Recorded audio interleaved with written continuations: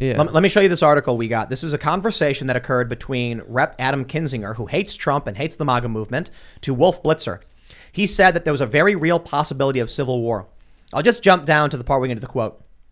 He said, I never would say that we would ever have ended up in that position, but now I believe it's a real possibility that we have to be wide-eyed as we walk into it so we don't have that happen again.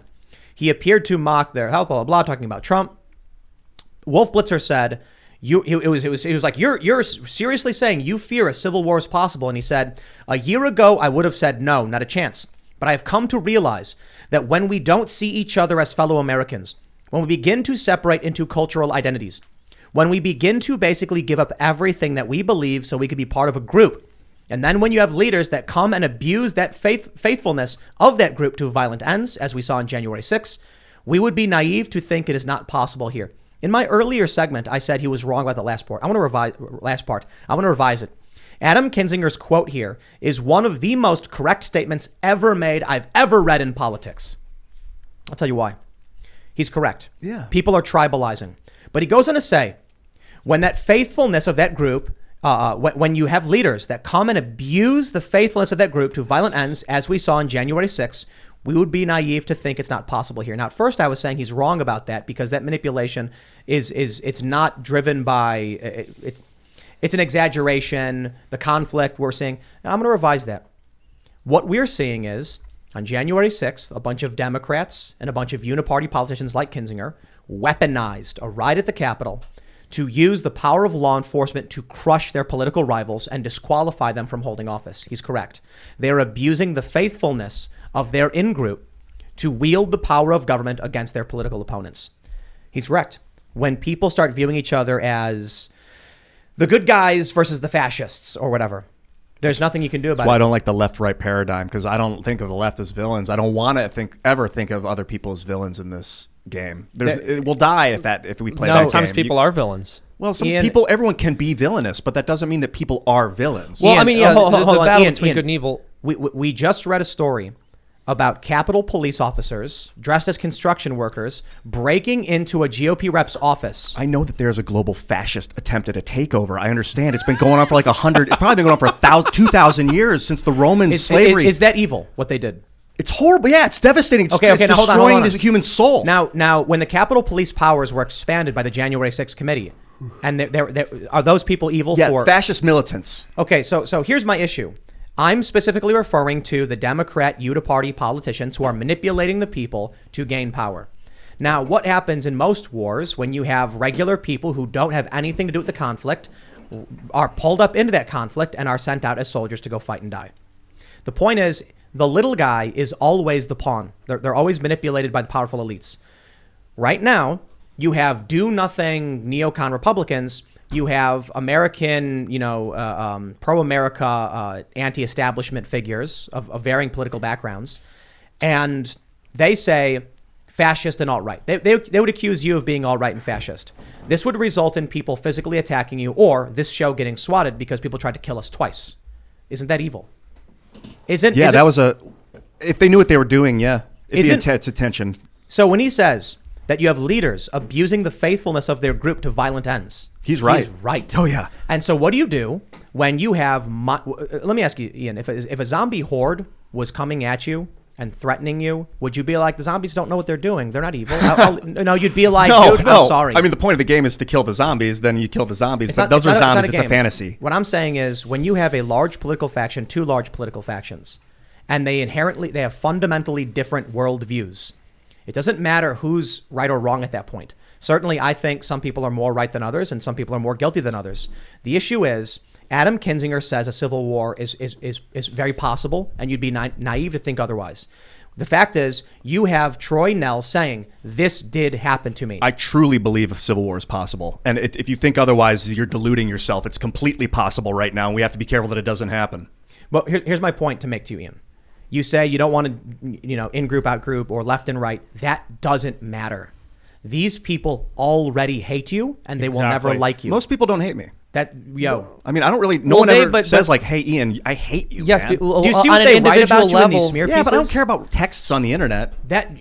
Dude. So, Ian, you're correct that in your everyday life, most people you encounter who aren't chronically online aren't going to have any kind of issue with you. However, they have already drawn battle lines, and they don't see you as a human being. They see you as representative of everything evil in the world because you oppose their ideology. So it doesn't matter if you put them in the category of evil. They view you as evil, and they will do everything they possibly can to eliminate your rights. You may be right, but you're making assumptions. Let me ask you something. I don't think so. Would you?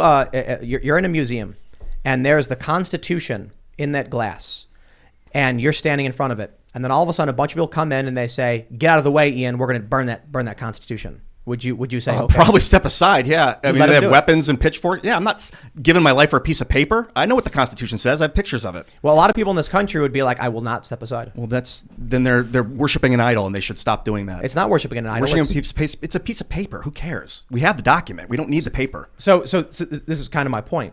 There are a lot of people in this country who would be like, this founding document created the greatest nation on the planet, preserved civil rights, granted civil rights, made one of the greatest economies and the American dream.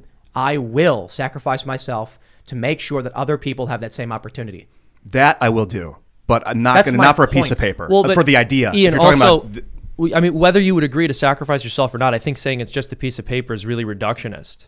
It's so much more than the sum of its parts, as I would say, and also it really represents something. So, for example, if you have like a signed photograph or you have a family heirloom from a loved one who has passed away, it takes on a meaning beyond the literal object itself. And that's of course true of the Constitution as well. But that's idolization. I don't think so. No, you can recognize the context of something and see its value based on that without idolizing all these rocks and gems. I laugh and joke. I would smash these to bits, dude. I don't care. Sure.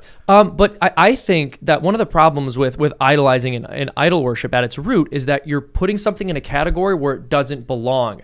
And I don't think the Constitution merely belongs in the category of piece of paper. It's obviously a lot more than that. I kind of see it like burning a flag. Like it's just a symbol. The data is important. We need to preserve the data. But the Constitution itself is more like a document of a cloth. You're standing in front of the amalgam of U.S. history, the last remaining copies of all I'll die for it, man. If this is my life to preserve the state, yeah. So this is probably a better way to explain it. The left wants year zero, right? Pol Pot. He wanted to purge all culture. Mao, Great Leap Forward, all that stuff, Cultural Revolution. They wanted to purge all the traditional stuff. This is indicative of communists as opposed to the fascists who are very traditionalist. So you have a faction in this country that is lying about history. 1619 Project is fabricated. It makes no sense. They say this country was created as a slaveocracy. That's an overt lie. It's an outright lie. It's just not true. And they say the purpose of this country was so that white people could have slaves. It's literally not true. It's not true. Yeah. So you have actual history. And there's probably a lot of problems with history. Let's be real, because it's written by the victors. His story. But you would die to preserve the truth. Yeah, man. They would kill to destroy the truth. I know. So what do you do when you are tasked with preserving the truth and they are tasked with destroying it? I'd be as subtle as I can until the very moment, and then they're like, "Okay, now it's your chance and have the power." And then when they're like, "Now give me the power back, Ian," I give them the power back. It's the unstoppable force and the immovable object. So this is how war happens. It doesn't matter if you think they're evil or not. What matters is there are a lot of regular people who don't pay attention, who only watch CNN, who have no idea what you know. And when they see the truckers, they're told they're fascist, far-right, white supremacists, and they say, okay. And then they go and vote for politicians who weaponize law enforcement to crush political opponents.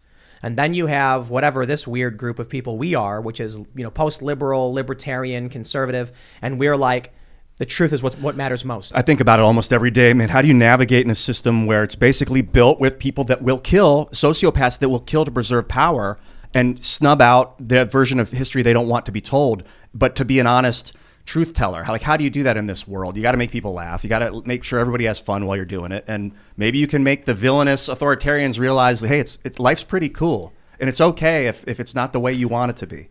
Beating him in elections a few times in a row would help. I don't know. Yeah. Political parties do change as a result of that. Like my long-term thesis about what does victory look like in the medium term is something like what the Conservatives in England did to the Labour Party in the 80s when Margaret Thatcher just beat Labor badly, like 3 times in a row. And Labor went from being like a pretty hardcore socialist movement to like the neoliberal Tony Blair party because they wanted to win. And so I think, the world where like Republicans win like 3 or 4 elections in a row convincingly. And I think that's quite possible in a world where the left keeps doing this stuff. They've absolutely. The left has found itself. I mean, they're moving towards censorship. They're moving towards this stuff because they're losing traction. I mean, the generic ballot poll was something like, for the first time, it's like +4 for Republicans. It hasn't been plus for Republicans in 2 decades or something. And Gallup found a party affiliation for the first time in like 30 years is now pro-Republican. Right. So so this is all very doomsday, to be humbly honest.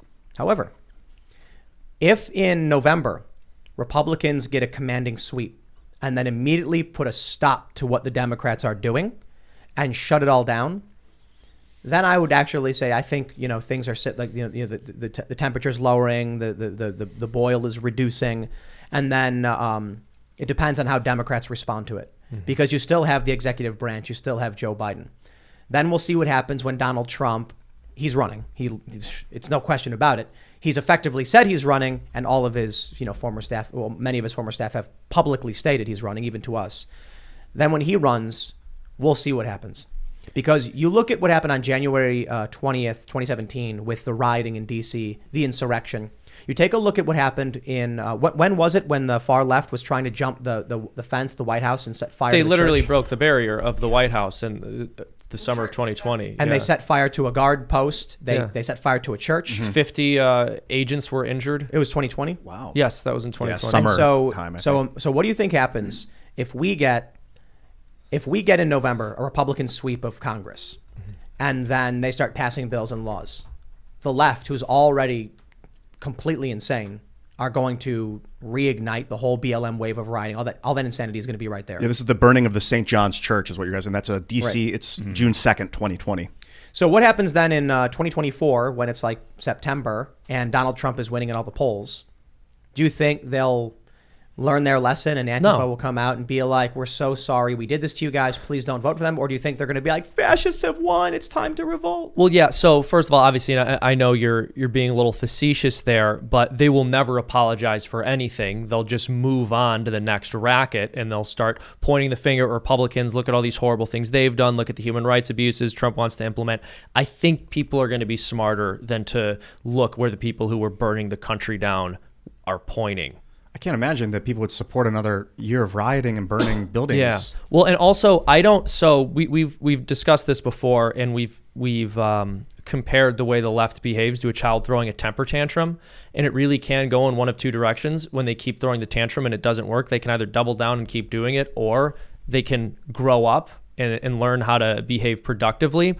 I'm not sure which direction they're going to take. It's going to be very dependent on the particular left-wing individual. Law to shape culture. Like, I think one of the, one good thing that would come out of a law that sort of banned social media censorship and deplatforming is it would just take the teeth out of all this dumb activism that seems to juice the most authoritarian impulses of the left, right? Like Social media is problematic. Like Yes. if you could just get them, like, if this Joe Rogan stuff would be like Spotify would put out, instead of that simping, like, ridiculous statement that the Spotify CEO put out about how sorry he was, if he just put out a statement that was like, federal law prohibits us from doing anything like what you guys suggest, so Joe Rogan's staying on the platform, take a hike. And if that were take that across like YouTube, Twitter, whatever. If all those companies just realize if we do what the leftists want, we'll be in violation of federal law. And, so that would, it would do a lot to decrease the temperature.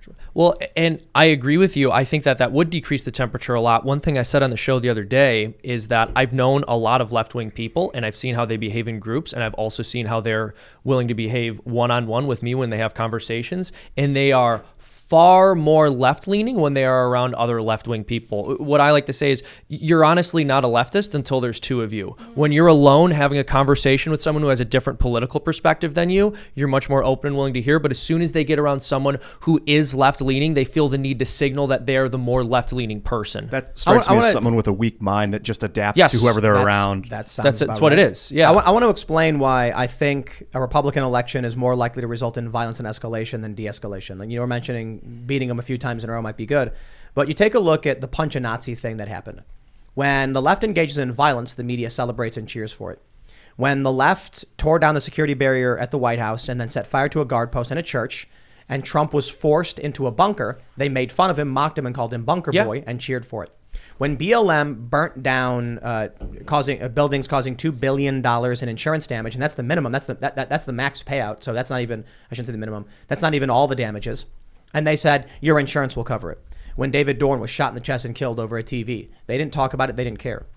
When they commit acts of violence, it's powerful resistance against evil and fascism. So if Republicans end up winning, it justifies everything they've said. Maybe, but it depends if we get a little bit more of a competent administration. I don't know that we will because, I'm not, impressed. Trump's big weakness is his ability to make the rest of the executive branch do what he wants or he's just not good at it, right? He's not good at influencing, but I don't know. You get a DeSantis type in there. I don't. It's just what happens in a world where like DOJ actually meaningfully enforces the law and starts imposing serious penalties on these people. The reason this stuff happens, in my judgment, a big chunk of it, it's not substantially deterred. Like they're just not prosecuted. Yeah. And I think you start. But that's my point. You saw Jason Charter, right? That kid who punched. You remember that time that Jack got punched or pushed around at that Lincoln rally or whatever? That kid got 3 months probation. And that after he also destroyed some monuments, right? He was charged with destroying monuments, a felony. That got pled down to misdemeanor and he only got 3 months probation. So if Trump ends up getting elected in 2024 and we make it through the next several years without substantial violence and escalation, and then he purges the executive branch and the Department of Justice to replace all these prosecutors and these federal prosecutors across the country who didn't prosecute any of this, maybe then we'd see some meaningful change. But that is taught that what you're basically saying is he needs to purge the entirety of the other political faction. I don't know that he needs to purge the entirety of the other political faction out of DOJ, but he definitely needs to purge the top ranks. And there needs to be much more. Another big problem is that DOJ was just swallowed up in an endless scandal, right? The Mueller report and the Russia nonsense. Most of Trump's first term was just swallowed by distraction rather than governance. When the Democrats are in power, when the progressive left and the establishment have power, they use it to justify a mandate from the people to do all of these things. When they're out of power, they claim the fascists are winning and use it to justify their acts of violence and revolt against the system until they get power back. So I look at everything that's been happening, and there's that quote. I can't remember. I keep forgetting the guy's name. Where he says, when I am weak, I ask you for freedom because it's according to your principles. Yes. When I'm strong, I deny you freedom because it's according to mine. That's from Dune. That's Herbert. from Dune. Frank Herbert? Frank Herbert. The author of Dune, yeah. So if the Republicans win in November, certainly I think they'll start taking action and trying to pass bills. Biden will probably veto a good majority of them.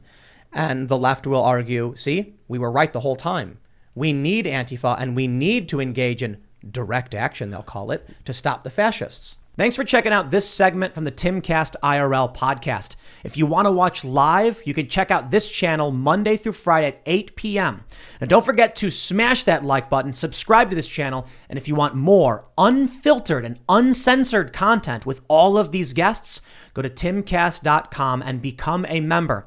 All of these guests you know and love in exclusive segments on our website where we are unrestricted in what we talk about, so you'll definitely not want to miss it. Thanks for hanging out. We'll see you all next time.